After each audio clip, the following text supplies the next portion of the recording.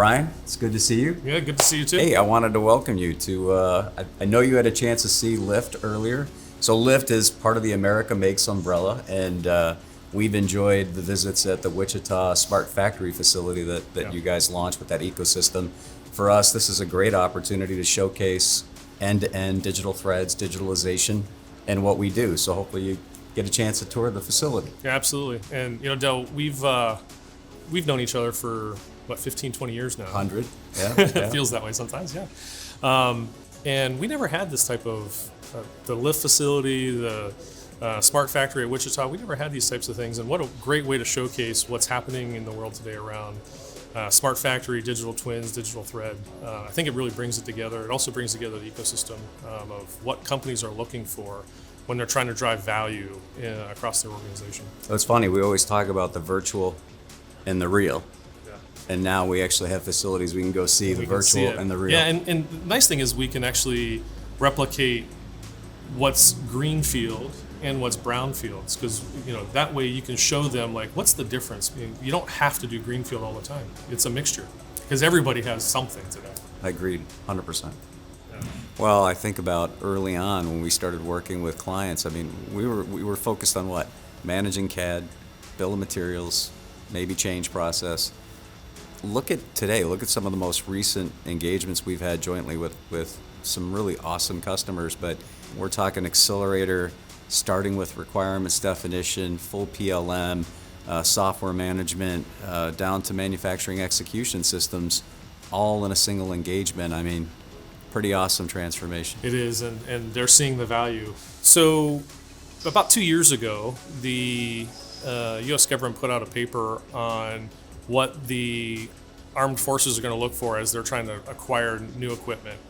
And just in that one industry, it drove a just landslide of activity around racing towards digital twin across the organization. And I'm sure you've probably seen this in aerospace and defense, as well as we're seeing it now in automotive, we're seeing it in high tech, we're seeing it in life sciences. What are you seeing in the marketplace from a Siemens perspective? Yeah, we're seeing exactly what you described, and obviously we do a ton of work with the Air Force and different branches of the Department of Defense. And we talk about the digital thread for defense, and it's exactly that. It's basically driving this digital thread of activity, and the digital twin is a huge part of that because, and look, Brian, as you know, it's aligned to our acquisition strategy. We've been buying technologies and developing technologies to really hone out the digital thread so that we can deliver a model-based enterprise.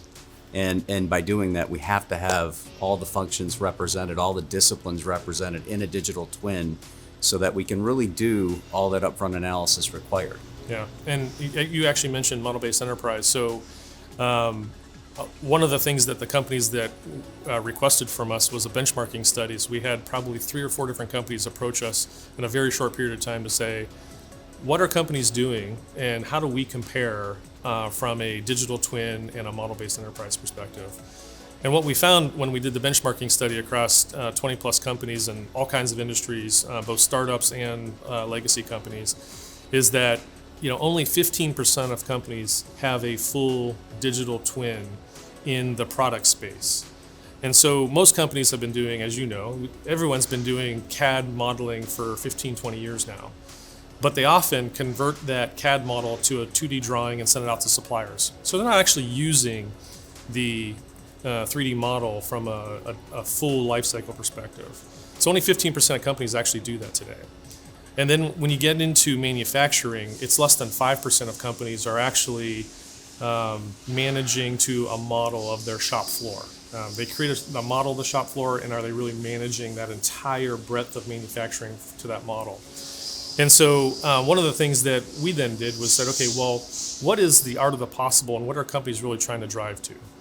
And so what we found was that the digital twin for product is something that most companies, are trying to do that today. 85% of companies are saying they have a goal to go do end-to-end digital engineering, digital twin, and model-based design, model-based systems engineering. What companies are trying to drive to is having the simulation capability of the physical product in the virtual world. So they have the model-based design. They have all of the requirements from a model-based systems engineering perspective. They put both those together and they could run full simulation of that entire life cycle of the product. That's what they're driving to. And then using that model throughout the entire organization. We actually have a couple of our clients who are pushing to use the model across the entire organization into their ERP systems, into their manufacturing systems, and into their supply chain. That's going to be revolutionary. We'll see another wave of ERP when that happens, and that's going to be a big thing. I'm curious what you guys are seeing from a Siemens perspective. Yeah, it's I love the way you set that up. So we talk about this idea of pervasive simulation. So you'll hear verification, validation, and the reason we had to develop technologies and acquire technologies the way we have is it's not enough to simulate a mechanical design, but you need electrical, you need electronics, and you need software. And so when we talk about a robust or a complete or a comprehensive digital twin, it needs to have all those disciplines. And the why is so important. The fact is complexity has exploded, but timelines have shrunk. I mean, NPI challenges are like never before.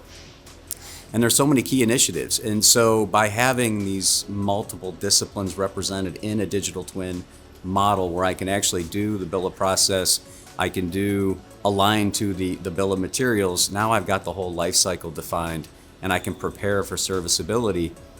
What I can really do is drive this concept of pervasive simulations. Because I have that, we talk about the concept of shifting left.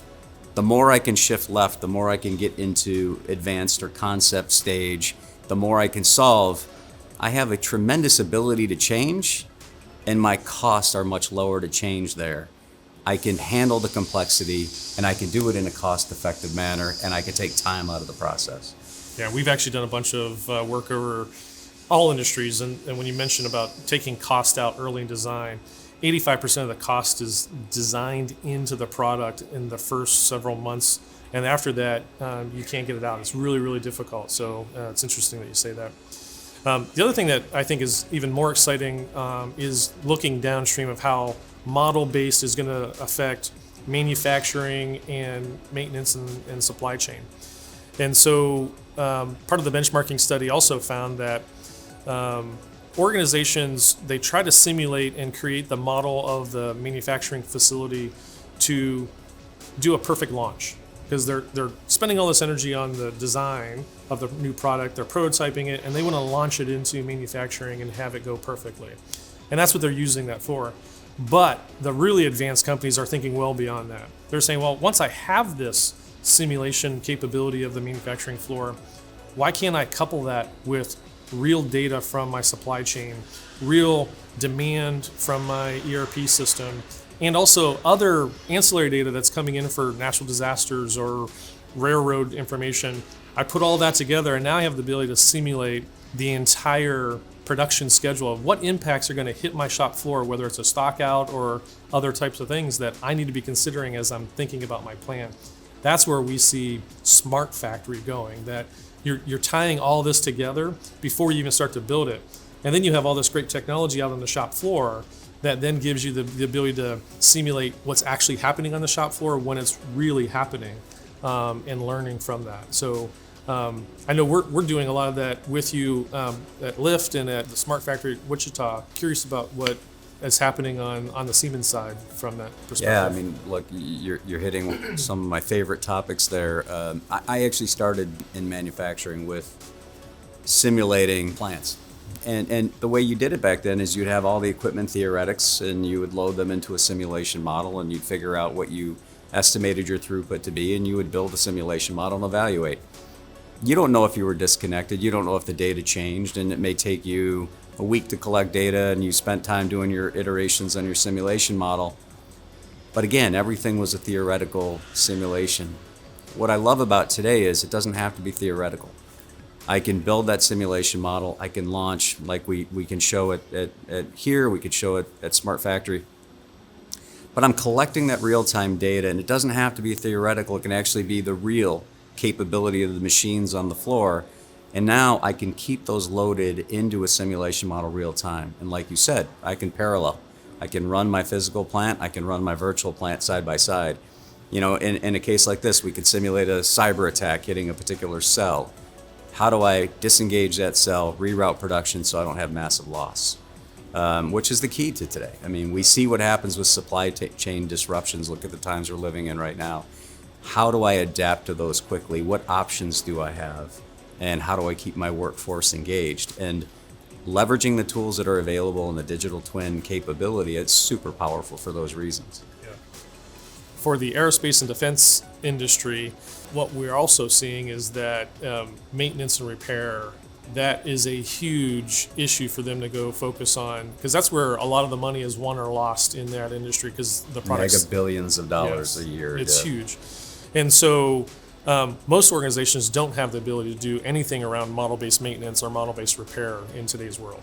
The benchmarking study said, far less than 5% are actually able to do that. And it's no wonder when only 15% of companies are using model-based design and model-based systems engineering all the way through that perspective, and only 5% of companies are doing model-based manufacturing. If I can't do those two, it's impossible to do the maintenance side. However, now that companies are focusing on that, and 85% of companies are focusing on that full spectrum, the next big thing is around maintenance and repair. And that's going to spill over to all industries, because as more and more companies do this, it'll have an impact on auto and others on how you maintain all the plants and the equipment out in the plants. Well, let me jump in, because Sure. one point I want to make there too. There's a workforce element to this. Oh, absolutely. Right? So we're seeing a shift in workforce happening right here, right now. And these type of facilities work hard to address that and help upskill the next generation of talent that's going to come into the workforce. And let's face it, manufacturing's changed. Back in the day when I was growing up, dirtiest place to be was on a shop floor. Now it's as clean as anywhere else you're going to go. I mean, you practically eat off the floors. So it's a different environment, and it's an attractive environment for that next generation workforce. But what I'm fascinated by, and hopefully you saw I know you have, the announcement with NVIDIA that we have, you start to look at the opportunities of taking this digital environment and having it look as real as possible. We're leveraging the gaming capabilities and combining that with the engineering, the multidiscipline stuff I talked about. And now I can imagine that next generation workforce really seeing in a gaming environment exactly what they need to do, how to maintain, how to repair, how to keep something operational in the field and service. So super excited about what the future is going to bring here. Yeah, you mentioned a couple of the acquisitions that you guys have done. I think you guys have done an amazing job of looking across the entire life cycle and knowing where you need to play to win. And the things you're doing around software management, electronics, with the acquisitions you've done in both of those places, you now own that whole space within manufacturing and MES and those acquisitions. So you guys have done a really good job. And I think as you think about the digital thread, that really helps you guys tie together how to pull data out of all these legacy systems and run seamlessly across the organization with all that data. And pulling software, hardware, and electronics together into manufacturing, that's going to be critical for just about every organization. The benchmarking study that we did, it showed that their biggest focus for most manufacturers in the next decade is going to be how to tie software revisions to manufacturing shop floor. Well, we talked about complexity earlier, and one of the fastest growing areas of need is clearly software engineering. And and I appreciate you saying what you did. Our CEO, Tony Helmgarn, I know has a keen focus on making sure our capabilities align with the challenges our customers continue to see. And so we are very focused on the acquisition strategy, and we're not picking up technologies that are ancillary or out on the side. We're really focused on what does it mean to deliver a model-based enterprise and all that entails. Because if you think about things like autonomous, how to leverage AI, ML, as you talked about, shop floor changes that are happening, what does the future look like?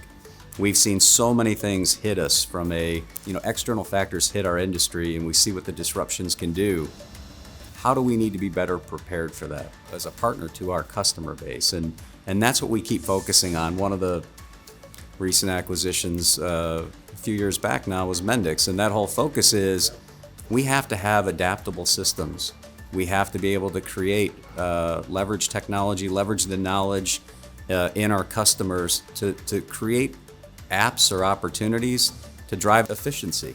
Maybe I don't need it for years. Maybe I need to spin something up to help deal with a challenge and something that users can resonate with.